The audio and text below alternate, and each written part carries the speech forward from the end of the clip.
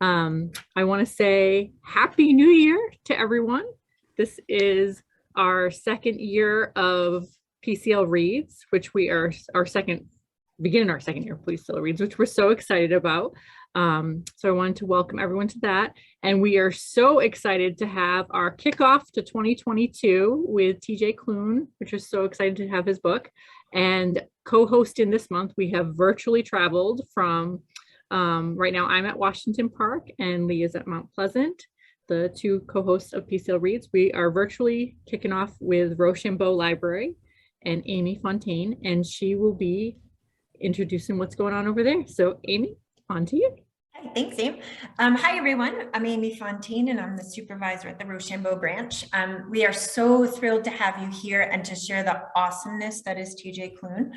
Before we get started, I just wanted to take the opportunity to let you know a few things that are going on at Province Community Libraries and at Rochambeau. So our virtual gardening series, Seedlings, in partnership with the Brown University Superfund Research Program and URI's Master Gardener Program, began last week. The next program is actually Thursday, January 27th, and it's on food justice and soil remediation. So you can register at any of our programs on the www.provcomlib.org, and also our PCL YouTube channel will have recordings of our events. On February 24th here at Rochambeau, we're hosting an in-person Women in Business panel on leading and supporting Black-owned businesses. Every Thursday night, Queer Umbrella meets in our Maker Studio. So the club is accredited after-school club that is open to all middle and high school members of the LGBTQ community. And their mission is to learn, discuss, and connect over queer history, art, and community resources.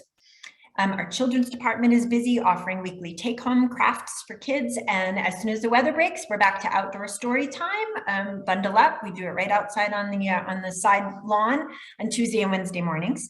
And you can also join us on the third Wednesday morning of each month for virtual book chat, where everybody brings titles that they're enjoying, and it's a great way to build your to-read list.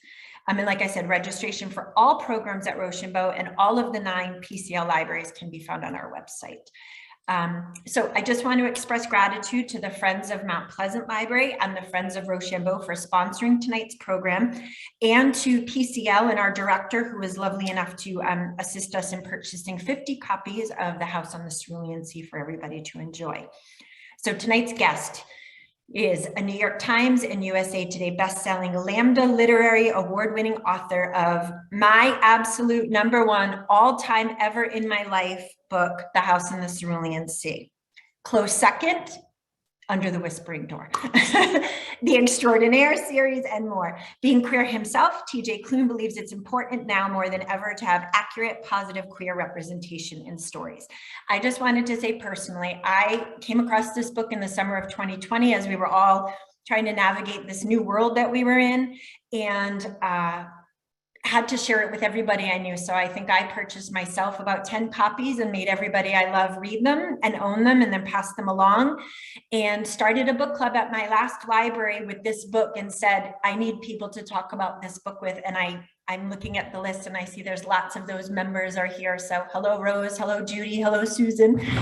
We adored this book. I have never heard anybody say anything but this is the best book I've ever read. Hopeful. And when I emailed TJ to say, hey, I'm running a book club, I need to have an author, all you can say is no. And he came back and said, absolutely, absolutely. I fangirled. I'm still a little nervous. That's why I'm talking so fast. So I'm throwing it over to TJ. Thank you, thank you, thank you for coming.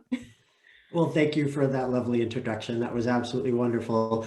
So hi, I am TJ Klune, and I am so grateful to be here. This is actually my first event back after having like a 6-week holiday and being able to have some downtime. So I'm very excited to be here. So before I talk about the reason we're here, which is books, obviously, I want to tell you a little story, which does a few things. It explains why I became a writer, why I love libraries, librarians and teachers, and the power that some people have to change lives, even if they don't realize they're doing just that.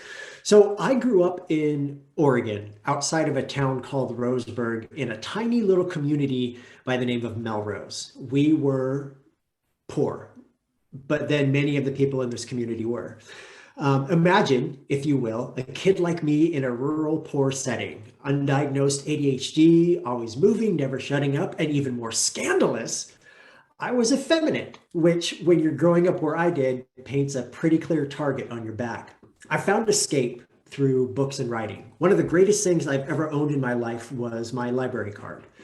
Books were considered a luxury that we couldn't really afford. And if we did get books, they were usually from garage sales with torn pages and ripped covers featuring Fabio, and had delightful titles like The Pirate King's Concubine, or The Duke's Unplanned Pregnancy. And but please don't think that I'm making fun of 80s romance novels, because like most things out of the 80s, myself included, we're kitschy and a little bit ridiculous. But the library, I used to ride my bike into town almost every day during the summers just so I could spend hours in the Douglas County Library. I read everything I could get my hands on, fiction, nonfiction, books that were far above my reading level, but I still read them, even if I didn't understand 3/4 of the book. And the librarians never once made me feel like I was the weird kid who liked to read rather than spend summers outside.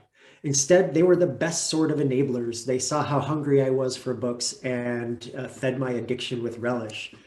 Reading is so fundamental in becoming a writer. I've talked with writers before who say they don't read much anymore. And to be honest, that absolutely blows my mind. Do all readers need to write? No, of course not. But I'm a firm believer that all writers need to read, because in addition to writing, reading expands our minds, helps us figure out what kind of voice we will have as writers. I read every single day because, like the rest of my body, my brain needs exercise, and books play a large part of that. Reading paved the way for me wanting to become a writer. Around the same time I started going to the library on my own, I began to carry around a notebook. I would fill it with all these stories I could think of, mundane things like what I had for lunch, or imaginary things like where I joined my favorite video game character at the time, Samus Aran from the game Metroid, and together we'd fight evil space aliens bent on the destruction of the galaxy. But I never shared those stories with anyone. My home life wasn't exactly a place that encouraged or fostered creativity. It wasn't until 7th grade that I met 2 women who would change everything for me: Mrs. Bentz and Mrs. Pfeiffer, my English teachers. During the school year, they gave us an assignment. We were to take a good or a funny memory we had and turn it into a fictional short story. For the life of me, I can't remember what I wrote about.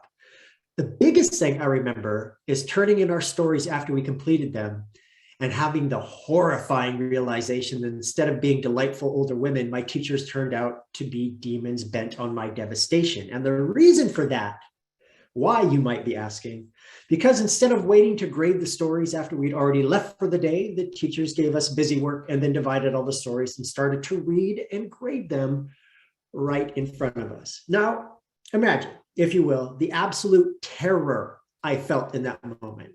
I'd never really shared a story with anyone before, and here I was now, drenched in sweat, watching my very obvious new kids on the block trapper keeper get closer and closer to the top of the pile.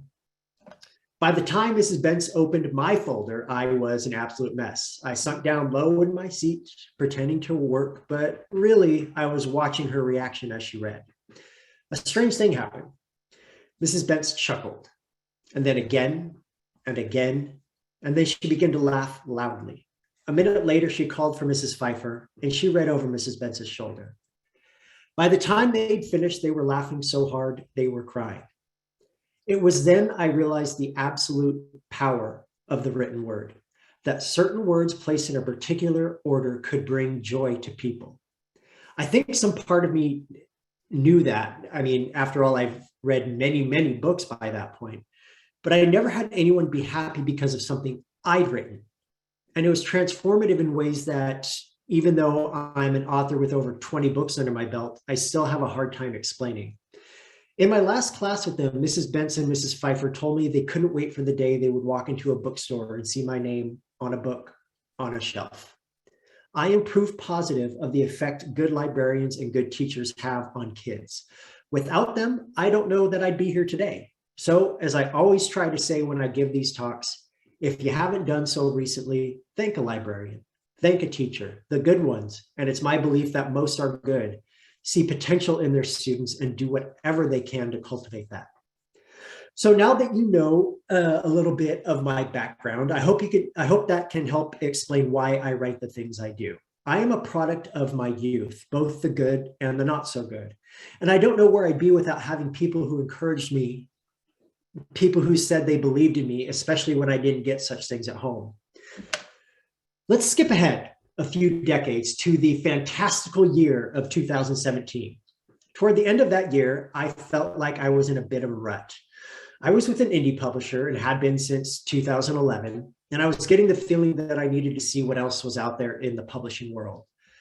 2017 was a very strange time in this country, and not to get too political, though sometimes people need to be reminded that as a queer person, my life is inherently political as people feel the need to pass laws about my existence. Keep in mind, it was only 2 years ago, or 2 years before that, in 2015, that queer people got the right to legally marry countrywide. And there was a president in the White House in 2017 who seemed bent on tearing down marginalized communities. Anytime I turned on the news, there was another terrible story about politicians on both sides of the aisle, or cruelty of the common man, or just something as equally as awful. I'd been playing around with writing a book about kindness for a long while. The premise would be about magical children in an orphanage, guided by an enigmatic man, all of whom had to deal with a sort of social worker who came to investigate them to ensure they weren't bringing about the end of the world. But it wasn't going to be some big adventure with Hugh Jackson set pieces or battles or people dressing up in costumes to save the world. I didn't want it to be that. I wanted it to be something much smaller, a character-driven novel about carving out a place in the world that relished division. The book became The House in the Cerulean Sea. And for a slight refresher, the book follows one Linus Baker, an employee in the department in charge of magical youth. His job is to inspect orphanages to make sure the children are being treated well. He was, like I had been at one point, stuck in a rut. The only color in his life being his cat, his records, the sunflowers in front of his house, and a little mouse pad at his work with the legend, "Don't you wish you were here?" On a day that appears like it'll be like all the ones before it, Linus is summoned by extremely upper management and given a top secret assignment to investigate the inhabitants of the Marsyas Island orphanage. While there, and because of Arthur and Zoe and Sal and Fee and Lucy and Talia and Theodore and Chauncey, Linus begins to realize that the world isn't as he thought, and he has a chance for a different sort of life if only he could be brave enough to fight for it. Not only that, he understands the part he played, becoming an unwitting cog in a bureaucratic machine that did not care for the people they claimed to represent. There are bigger elements at play in The House in the Cerulean Sea, but they are a backdrop to most of the story. To me, Cerulean Sea is about joyful discovery, about setting aside preconceived notions and realizing that mistakes were made, enormous mistakes that had repercussions the world over. Can Linus change everything?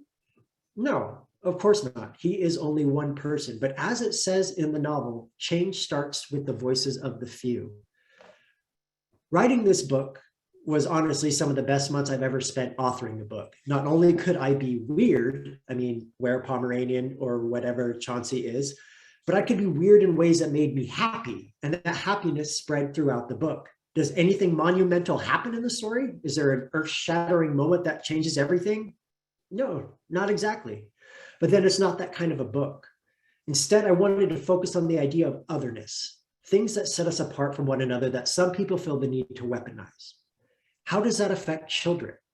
How would it be if, instead of being studied and cataloged and regulated, children were given the space to grow and learn and be whoever they wanted to be, regardless of where they came from? What would it look like for a group of dangerous children who had known only bigotry their entire lives to find a place where they were celebrated rather than denigrated? I finished the book. I can be extraordinarily critical of my own work, but it felt a little different with Cerulean Sea for reasons I still don't fully quite get. So since I had already set out to change my own future, I decided to take another step. I sent the novel to an agent. She read it, signed me, and then changed my entire life by selling Cerulean Sea and a bunch of other books to Macmillan and Tor. So there I was on top of the world. As the release date of March 2020 got closer, I began to get more and more excited. As we hit 2020, I knew it was going to be my year and I couldn't wait to see what happened next. And I'm pretty sure you all know what happened next. In March of 2020, the world, the place I had been uncomfortable back in 2017 and 2018, and had written an entire story in response to that world, descended into absolute chaos with a stupid thing known as COVID-19. And here I was asking people to read a book about kindness and the Antichrist, all while everybody were losing their absolute minds and buying like 30,000 rolls of toilet paper and washing every inch of their skin as if that wasn't something they probably should have been doing already. But then a weird thing happened. The book came out and people began to read it. More and more people picked up the book over the year until 10 months later in January of 2021, it landed on the New York Times bestseller list for 8 weeks. That was my dog agreeing with what I just said.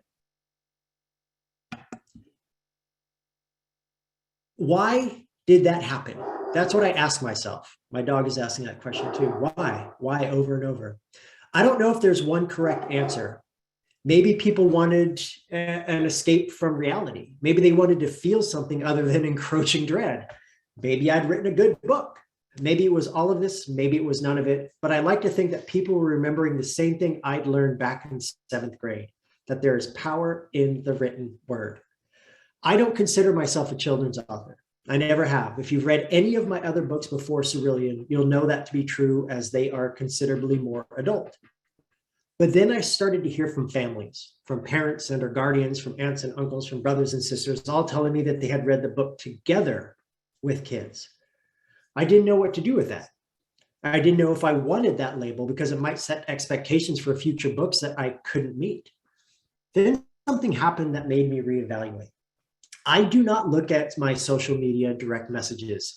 I used to until the message started getting, let's just say that I have some idea how it feels to be a woman online and getting unsolicited pictures that I did not want to see. But one day I accidentally clicked on Facebook Messenger and saw a few words that caught my attention. I opened up the message and saw a huge block of text. At the top in brackets was a message from a father.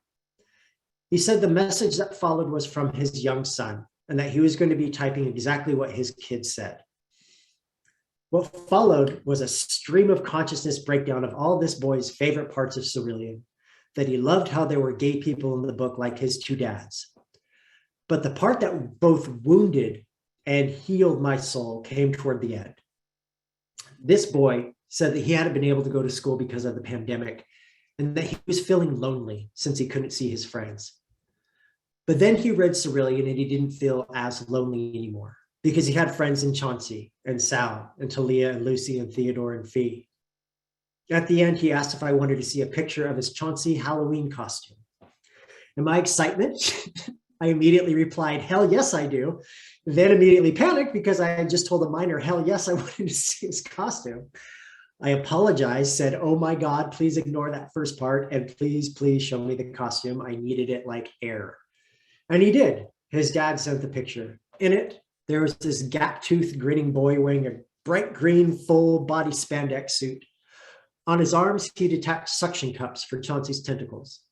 On his head, he attached 2 painted paper towel rolls. On top of the rolls, 2 little golf balls with eyes drawn on them. And that's it, folks. That's the power of the written word, not because of what I'd written, but because of what he'd written to me. And if you are thinking I might have been a blubbery mess after reading all of that, you'd be right. I was. I've heard from countless people since releasing my first books, messages of gratitude, of anger, of happiness, of sadness. I even remember almost verbatim the very first email I got from a reader shortly after my first book came out. But this message, seeing this kid in his costume and hearing that something I'd written didn't make him feel as lonely, I knew then that if I never wrote another book, I'd have done at least one good thing with this awesome responsibility placed upon me. Luckily for me, though, it wasn't my last book. Last September, I released Under the Whispering Door, a book with similar themes of kindness and found family. However, that's where the comparisons stop. Under the Whispering Door is a book about grief, of righting the wrongs of the past, even if the future is unknowable. Though not related to Cerulean in terms of the world they take place in, Whispering Door was the next step in my ideas of kindness. So much so that I labeled these books as part of the unofficial kindness trilogy, the first being The House in the Cerulean Sea, the second Under the Whispering Door, and a third novel that comes out in 2023. Whispering Door follows a Scrooge-like man named Wallace Price. In the opening chapter, he's callously firing one of his long-term employees. Wallace is a lawyer with his name on the masthead, and he wants things done his way or no way at all. Wallace is not, by any stretch of the imagination, a good person. And then he dies. That is not a spoiler, by the way. It happens in the very first chapter. The next thing Wallace realizes that he's at his own funeral and only 5 people have come. His 3 law partners, his ex-wife, and a mysterious woman he's never seen before. Outraged that no one is mourning him in a way he expected, he's startled when the strange woman says she can see him when no one else can. She tells him her name is May and that she is a reaper. Wallace, she explains, is dead, and it's time to prepare him for what's next. But instead of heaven or hell or somewhere in between, May takes Wallace to a tea shop in the middle of a forest. And in this tea shop is the owner, a man named Hugo. But that's not all Hugo is. Hugo is also a ferryman, person whose job it is to help the recently dead accept their new reality and to help them get ready to cross through the ever-eponymous door. Grief is a tricky animal to write about. No 2 people experience grief in the same way, and yet there is still something universal about it. If you live long enough to learn what love is, you'll know loss. And with that loss comes the destructive and potentially cathartic power of grief. I know grief. I've lost my father, my grandparents, aunts, uncles, cousins, friends, my partner, to whom Whispering Door is dedicated to. The first funeral I ever attended was for my father when I was 5 years old, and it would not be the last. Chances are you know grief too. We don't just grieve when we lose someone. We grieve over big things, over little things. There are big deaths and little deaths. We grieve over time lost, opportunities lost. One of my favorite TV shows of all time, The Good Place, put it best, so much so that I used a variation of the line in Whispering Door. Everyone is a little bit sad all the time. I wrote Cerulean and Whispering Door before the pandemic, and though I wish the world was in a much different place, I think these 2 books came out exactly when they were supposed to.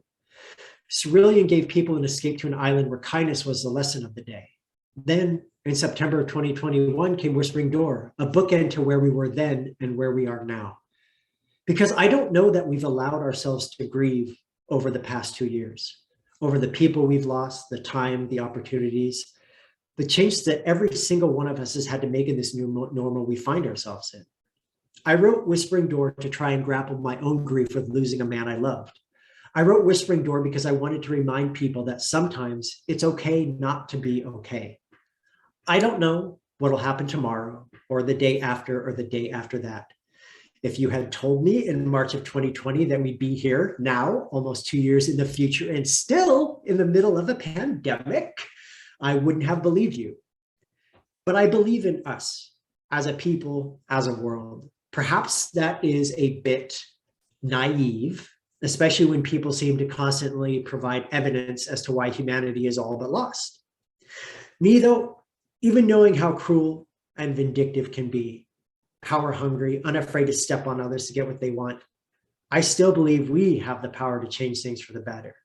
I still believe that words have power. I still believe, because I had librarians and teachers who believed in me, that it takes only one person to make a difference. And if that person can do it, then the rest of us can too. Thank you so much for letting me jaw on at you, and I would be happy to take any questions.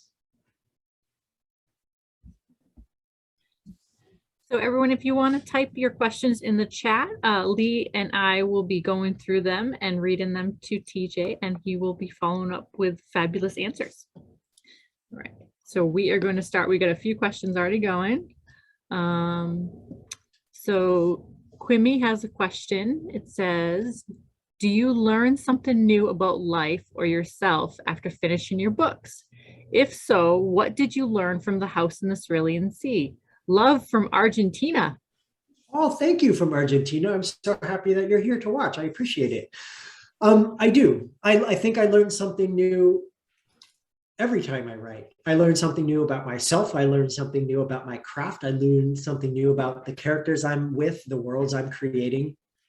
I think that after finishing the Cerulean Sea and before I started Whispering Door, because I wrote those two books back to back, I was in a pretty dark place.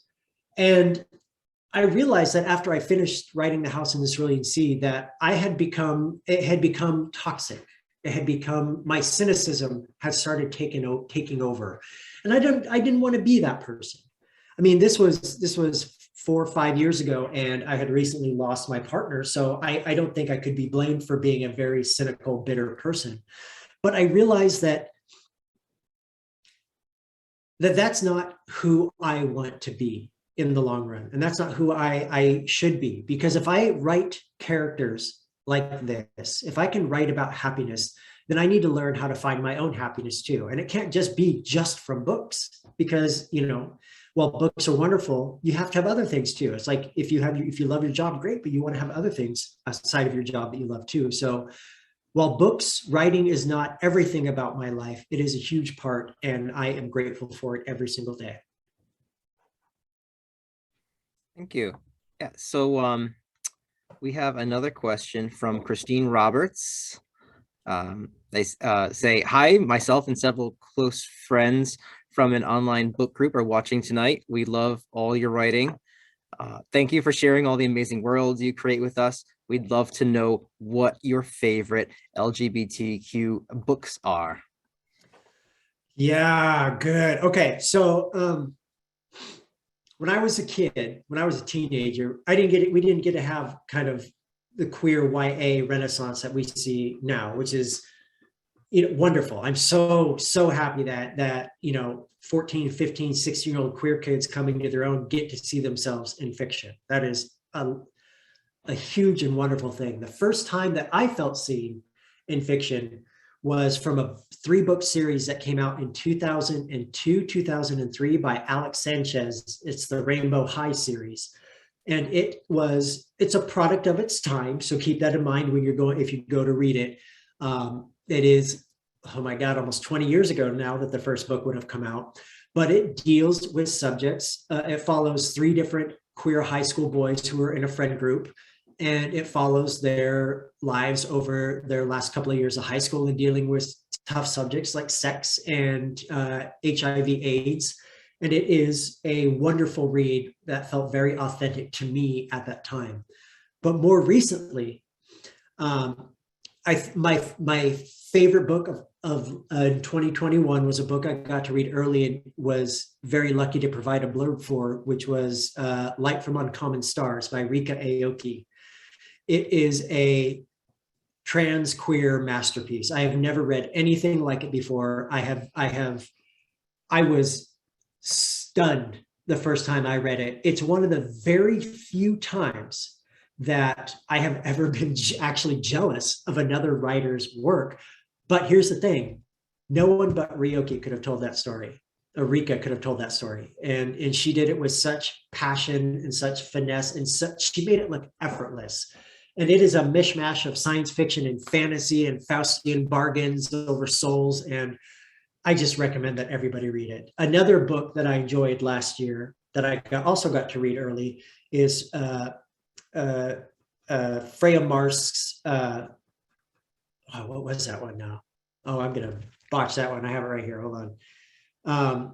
Freya Marsk released her first book, A Marvelous Light, last year about Edwardian queer magicians. And it's a little bit more adult. It was fun and sexy, but the magic system that she had created in this book was one of the most unique things that I had ever read before. And I was enthralled by it. And I wonderfully and thankfully, she's releasing a sequel featuring queer women in the lead. That's the next book in that series. And I'm so excited. I'm crossing my fingers I get to read that one early too.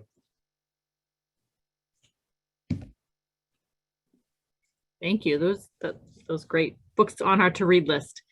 And this next question is from Arwen Davis, and this is a question that was on my mind as well. Arwen says, thank you so much for being here. My group of friends and I argue about which character of yours is our favorite. Who was your favorite to write? Chauncey.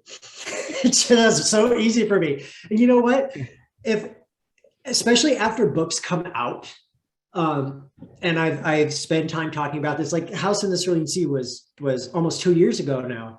And any length of time like that, I have a tendency to change my mind. It could be pick a day and I might have a different answer for whatever book we're talking about, whatever character in that. But since I wrote this book and since the book came out and up to now, Chauncey has always been my favorite because he's literal sunshine. You have the characters, you have extremes, you have Lucy, the Antichrist, you have Talia, a murderous gnome, you have Fee, who is prickly, but she's hiding a heart of gold. You have Sal, who is quiet. You have Theodore, who's a wyvern. And then you just have Chauncey. Nobody knows what he is, and it's totally fine. And he just wants to be a bellhop, but people judge him because he's a blobby boy. And he doesn't let that get him down because he knows what he wants. And that's what I love. When I was a kid, I wanted to be, I saw Indiana Jones for the first time, and I wanted to be an archaeologist when I was 6 years old. And then a couple of years later, I saw the movie, this is kind of unfortunate, I saw the movie Alien and wanted to be an astronaut. So then I decided I wanted to be an archaeologist astronaut. That's what kids do. They think of these ridiculous things, and Chauncey wants to be a bellhop. That's what brings him joy. And not because he gets to wear the hat or gets to stand in front of a fancy hotel, but because he gets to help people. That's what he wants to do. And Chauncey's my boy.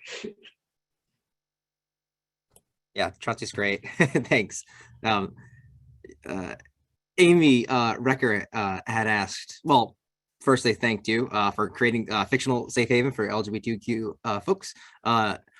Reading your book was incredibly healing, they say, and beautiful. Is anything about present times inspiring you to write another book? If you're asking if I'm writing pandemic-related books, I don't think that's quite what you're asking, but just so we can get this out there for all the world to hear, I will never, ever write a book where COVID-19 is a plot point in the book, because I don't know about you, but if I never had to hear that word again for the rest of my life, I'd be totally okay with that, because but has the experience of what we lived through inspired me to write other books? Yeah, that happens all the time. It's not just this, it's every little part of my life. I have to be very careful with what I say right now because I don't want to get in trouble with my publisher. But I have a book coming out someday that I wrote last year in the middle of a pandemic that is about a dog who thinks he's immortal because of something he misunderstands upon his birth from his mother, hearing from his mother. He thinks he's immortal, and it follows him as he grows up. And then he learns the devastating truth. He is not immortal. In fact, dogs do not live forever. Dogs do not live very long at all. So being the fact that he's a drama queen, he decides that his owner needs a boyfriend before this dog dies and passes away because he's convinced it'll happen tomorrow. And it is a book about this dog named Bailey coming to terms with mortality, but also coming to the terms with finding the one person and the one thing that makes you happiest in life. And that book brought me the same feeling I had when I was writing The House in the Cerulean Sea. It brought me joy. It brought me happiness. Because if you follow me on any social media, you know that I have a dog that is probably the most spoiled animal in the entire world. You heard him a little while ago. That dog is my boy. And I found myself in a unique position where I wrote an entire book about my dog. So he's the star of the show, even if the book itself is fictional. That is a book that came from the time that we were in 2021. And it was just one of those things, again, where I needed to feel something happy. And what kind of happiness could I bring to the world this time? So I chose to go with a dog. Thank you. That book sounds, your someday book sounds amazing. Yeah. Let's see, Alexandra Burkoff asks, do you have any plans to return to the universe of the House of the Cerulean Sea? I want to know how we ended up in a world where magical creatures need to be registered and magical kids are separated from their families. Once again, I must be very, very careful with what I say right now. So please do not take that as yes or no if there is a sequel. I get this question all the time. And here's what I say to this question. If I were to come back to this world, it would have to be because I think that there is another story to be told that would be just as powerful as the first. I don't ever want to write a book that could be seen as something like a cash grab. Just because a first book is successful doesn't necessarily mean that a follow-up is either necessary or good. And if it's not either, it can kind of sour the taste for readers, of the first book. So if I were to return to this world, it would be because I felt I have a story that feels not only timely, but necessary and not just a rehash of the first book. That being said, normally when I finish writing a book, the characters start to quiet in my head. They tend to go back to sleep or go back to wherever they came from before I started thinking about them. These characters, one in particular, it's a character you haven't met. His name is David. You kind of heard about him towards the end of the book. He's a Yeti. He's been talking quite a bit, so who knows what could happen. I'm not making any promises, but I mean,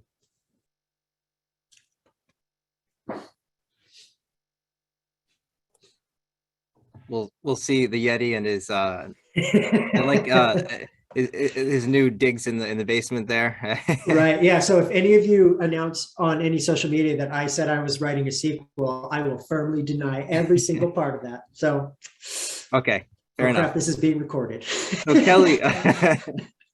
Kelly asks, how did you manage to get writing done through your grief? What helped you stay motivated, and what did you do to get the story on the page? That took time. With House of the Cerulean Sea and others like it, like the book I'm working on right now, I can work on it every day. I don't, because I do need to take breaks. So I usually write 5 days a week, Monday through Friday, and I take the weekends off. With Under the Whispering Door, I worked on it at a much slower pace. I worked on it at a couple of times a week, and I didn't work on anything else while I was working on that. I can only write one book at a time, because then if I don't, my ADHD brain just starts melting things together and it just doesn't do well. But I took it slow, and I told myself that if I was going to write this story the way I was going to write it, that I was going to need to be brutally honest, even if it hurt. And it did. And I would never, ever want to go through that process again, which is why there would never be a sequel to Under the Whispering Door. It is a book, I think, anyway, it stands on its own just as it is. It tells the story that I wanted to tell completely and fully. But I had to learn to be kind to myself when writing that book. I had to learn how to figure out what I looked like now that I was kind of the same person I was, but I had cracks. I was put back together. Maybe all the pieces weren't there. And I had to kind of figure out what that new version of me was. So I took my time, and I'm proud of the story, the way it came out. And while I can never say that it, quote unquote, healed me or provided closure, I did have a bit more peace than I had before I started it. And I think that counts for something.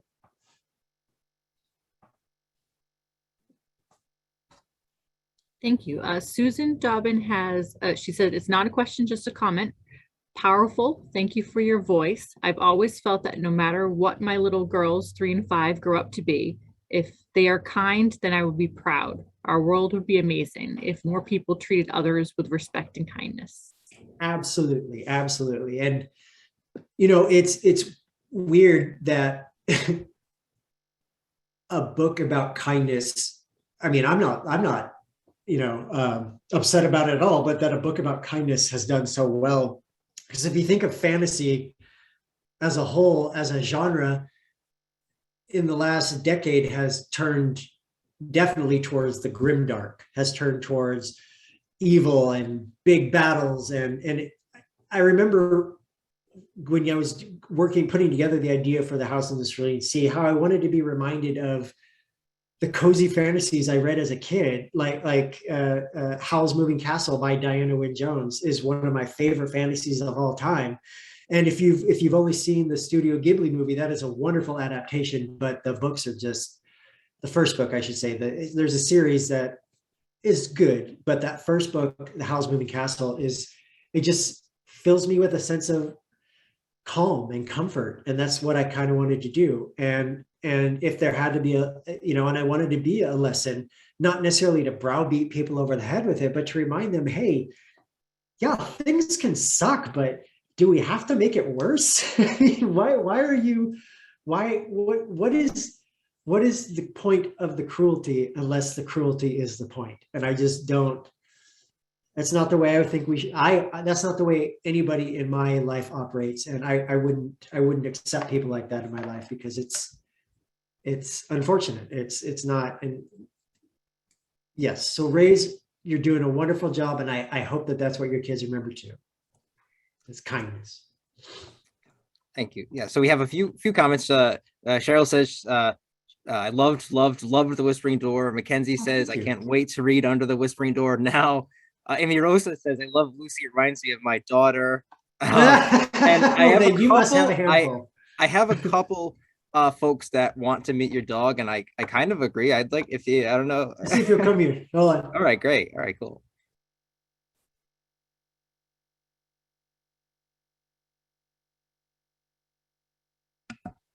You can come in here. Hold on. Let me show you. Hold on. I gotta unmute. I gotta remove That's okay. my Yeah, filter. it's cool. Background. Hold on. Hi, babies. How are you? This. Come here. You want to come here? No, that's your butt, dude. Come here. Over here, you weirdo. This is Hendrix. Hold on. Come say hi. There you go. Hi, babies. Hi, Hendrix. Hi. See that?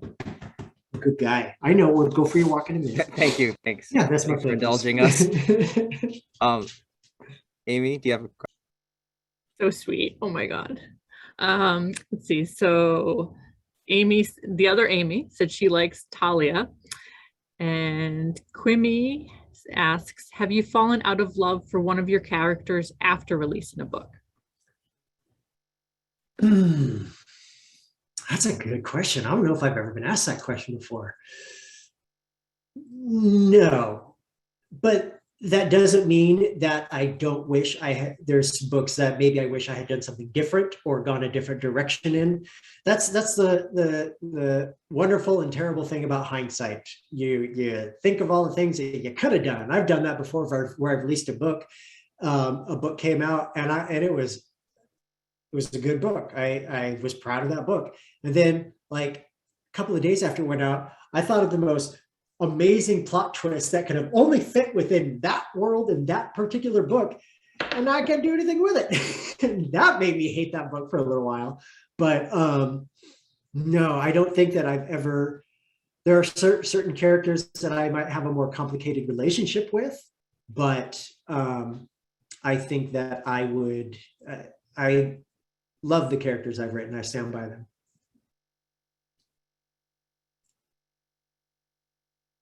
Let's see, we have some more questions. Let's talk of films. So are there any film rights? Cannot talk about that. Okay, Thank okay, you. fair enough. Okay, I tried. I'm a bad journalist, right? No, that's totally okay. Just Back remember, I will deny anything if rumors start to spread. Which character do you see yourself most in? Or are you more of like an author in which you kind of spread yourself throughout the characters? Or yeah, I think that every author puts bits and pieces of themselves in their books, some books more than others. If you've read Under the Whispering Door, I won't go into spoilers in any way, shape, or form, but there is a character named Cameron. And Cameron is a minor character, but he undergoes his own journey, and that was based upon what happened with me and my partner. I kept some of the details. I obviously changed some of the personal details in ways just so I can make it have that bit of separation. But at one point I was Cameron and what he had to go through. So yeah, I don't try to put parts of myself in books intentionally, but I think that it just happens as the writer goes on. It just is something that we do. Because we're all narcissistic. We just write what we know, right? Right, exactly. Anna asks, how are Arthur and Linus doing these days? And love from Glendale, California. They are doing well, and that's all I'll say on that. Let's see. Victoria's curious about the publishing process. Are your books published in the same order you write them? That is a good question. No, that can change. For instance, I signed with Tor and Tortine at the same time. No, let me walk that back a little bit. I signed with Tortine first for a 3-book YA series called The Extraordinaries. First book came out in 2020 as well. The sequel released last year. The third book and final book comes out this summer. But The Extraordinaries was supposed to come out first because that's a book I wrote first. And then I wrote The House in the Cerulean Sea, and then they accepted that for publication after The Extraordinaries. But they decided to release, they switched up the release dates because they felt a superhero YA book would do well in a summer without, because this was summer 2020. It's a year without Marvel movies because we couldn't go to the theaters, anything like that. So they switched those. And the one thing I want to impress upon people who might be watching, who are curious about such things, that they might not understand. I write a book, the publisher accepts the book, that book probably won't come out for 2 years. The book that comes out next year, which is the third and final book in my unofficial kindness trilogy after Cerulean and Whispering Door, was by the time that comes out in next year, it'll have been almost 4 years since I wrote it. You have to stagger these things. These things take time. And when you put out a book, all your focus is on that book. And even then, I'm still writing in the background, building up a surplus. So there's a few books y'all haven't read for me yet that are just waiting in the pipeline for publication. That was a really good question. Let's see. Pauline says the audio actor was so good for the Cerulean Sea and brought so much to the book. Great choice. How did you select him? Did you work closely with him to ensure that his voices would match with your vision of the characters? So when I was with the indie publisher, I was the one who could make the decisions on who my audio narrators would be. They would post the book for auditions on narrator sites, and people would send in their auditions, and then I remember my first few books, you maybe got 15, 20 auditions for the book.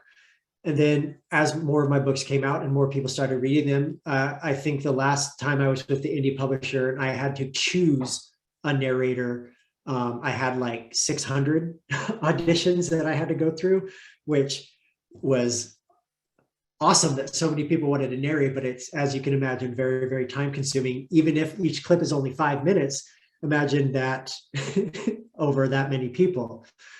But after that, I started sticking with the same narrators because I knew they knew me. I knew them. If you've listened to my books before, you know Michael Leslie and Kurt Graves are two of my narrators. Michael Leslie has done many of my books, including recently the Extraordinaries series. Kurt Graves has done my Green Creek series, and he just did the Under the Whispering Door audio. But Daniel Henning was somebody I had never worked with. And since this was my first published book with a new publisher, I didn't know the etiquette. So I was like, do I get to choose? Do they choose? And so instead, what happened was they sent me Daniel Henning, his audition. no one else, just Daniel Henning. I listened to the first minute, and by the first time, I mean, the audition was probably 10 minutes long. The first minute, I knew he had the job. I knew he was the person that was going to be. Sometimes you just know, but that's only because some people like Daniel Henning are so extraordinarily talented.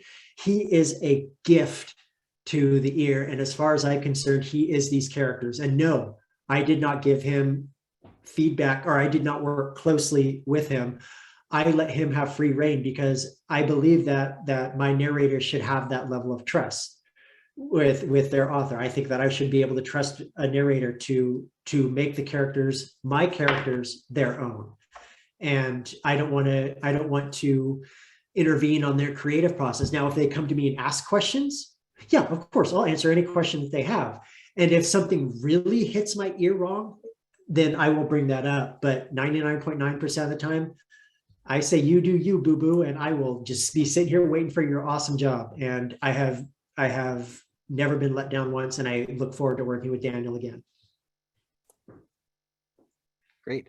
Hannah asks, for readers who found you through Cerulean Sea and Whispering Door, which book from your extensive list of books do you recommend people read next? Well, that depends. What do you want to read? Because I've pretty much written about everything. If you want the same feel-good family feel and comedy, but in a contemporary setting, I would recommend How to Be a Normal Person, which features my favorite character I've ever written, Gus. He is autistic, and he works at a video store and finds himself weirdly enamored by the asexual stoner hipster that works at the coffee shop next door. And it is a little bit more adult, but it is nothing gratuitous or salacious. It is just a happy feeling comedy about two people who one doesn't understand the other, and they just fall for each other over a period of time. And I just adore that book. If you want something that'll make you cry your face off, you could read my 4-book Green Creek series that is outside of The House in the Cerulean Sea and Under the Whispering Door are my most popular. Or if you want to see what it looks like when I don't restrain myself in any way, shape, or form, and undoubtedly cross the lines of bad taste more than a handful of times, is my Tales from Verania series, which is the 6th book comes out this April, and it is a very adult fantasy series about a kingdom where everything is, you know what? Somebody pitched it to me the other day perfectly. Think Shrek, but for adults. That is what this series is. So got a bunch to go through. That was an extensive, fun. Yes. You are all over the place. I'm excited. I am. All right, so I'm going to read off our last question of the evening. It's from Morgan. What was your favorite scene to write in the House of Cerulean Sea? And second question from her is also, will you be doing any in-person events this year? Second question first. Yes, I will be. I was able to do my first in-person event for the launch of Under the Whispering Door at Charm City Books in Baltimore. We did a big out in this garden and had like 60 people come, and everybody was separated and wore masks, and everybody had been vaccinated, and it was so good. It was so good to be back out into the world, to be able to talk to people about books. While I love being able to do stuff like this, because this provides opportunities for people from all over the world who might not be able to see an author speak normally, to be able to see an author speak. But I do miss the face-to-face stuff. I do miss being able to talk to people. I will make announcements in the next few months of where I will be, but I will be at places in March. And then this summer, I will probably be at a few places to kick off the final book in the Extraordinaries trilogy. And for the last question, my favorite scene in The House in the Cerulean Sea is an easy one. There is a scene towards the beginning after Linus has first arrived to the island, where he has to sit down and have dinner with all of the inhabitants for the first time. And he's not sure of what to make. He's actually probably quite frightened of what he's finding himself on. And this scene, I envision it in my head if it was being filmed, it would be like a swooping camera going back and forth because there's all these cross conversations. The back and forth is very quick and very snappy. And Linus is on a swivel. He's looking left and looking right. And then Lucy says he wants to be round two and blows himself up into a round person. And I know it's probably a little conceited, but I crack up every time I think about that part. It's just the stupidest thing. It's just this little 6-year-old kid who's the son of Satan. And he's like, I want to be round. And then he's just round and his bones cracking and he's round like this. And Talia is sitting there saying, I like being round because there's more of me to love. And I love that because not only is it giving an indication as to the minds of these kids and how they'll act and how they talk and live and breathe and exist, but it also shows just how much Linus is outside of his own personal little bubble, and whether he realizes it not at that point, it's going to be popped and nothing will ever be the same for him again. I love that scene. Yeah, me too. It's fun. That's why I love Lucy so much too. Yeah. Like this Yeah. is like these are my kids right here. Yeah, for real. And if you find yourself with a kid that is like any of the children I've written, man, you are lucky as all hell. They are some good kids. That let your kids be weird. Let your kids be weird, man, because that's what we do. When we get older, we start to filter ourselves. That's what I love about kids, is that they don't have a filter. They get to be weird and wild, and we should celebrate that more. And you gave me a great idea. I would love to read this out loud with my family. That's Yeah. it didn't even dawn on me until you said people were doing that. So so thank you. This was fabulous. This has been a dream come true. I just need to Hey, Oh my thank you God. so much for having me. You I'm need so happy to come be able back to do when the this. third book comes out, please. Hell yeah, I'll definitely do that. Yeah. And thank you for kicking off my first event for 2022. This has absolutely been delightful, and I'm so Right appreciative. back at you. Yeah, thank you for being all our and- kickoff. yeah, and everybody watching too. Just get vaccinated, get your boosters, and be nice to each other. That's all. It's not that hard. Be kind. Yeah. Be kind Yeah. and be a little crazy like these kids. Mhm. Yeah. Fun. Yeah. Incredible. So good. Before everyone runs away, I just want everyone to know for our next PCL Reads event, we are virtually traveling to my library, Washington Park Library, and I will be hosting a night for anti-Valentine's Day. Our PCL Reads actually falls on Valentine's Day because it's going to be the second Monday of next month. And we will be reading and discussing The Lost Apothecary by Sarah Penna. It's so good. It's so good. I'm so excited. And I'm also going to do a fun tie-in book craft project because I do a lot of folded book art. So it will be a fun book discussion and crafting night on anti-Valentine's Day. So thank you again, everyone. It was lovely to see everybody. Thank you. Have a lovely Talk to you night. guys later.